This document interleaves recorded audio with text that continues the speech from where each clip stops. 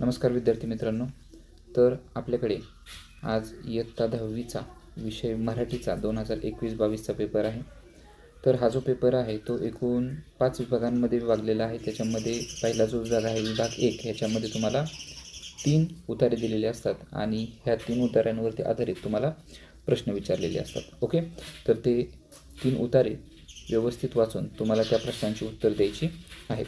दुसरा जो विभाग आहे तो आहे आपला पद्य विभाग. ह्याच्यामध्ये तुम्हाला कविता दिलेली असेल आणि त्या कवितेवरती आधारित तुम्हाला प्रश्न विचारलेले असतील आणि ते प्रश्न तुम्हाला व्यवस्थित सोडवायचे आहे.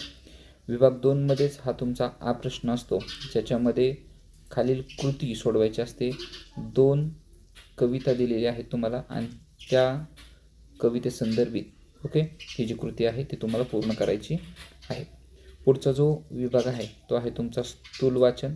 ठीक आहे, हे स्थूल वाचन आहे. त्यानंतर विभाग 4 जो आहे तो आहे तुमचा भाषा अभ्यास.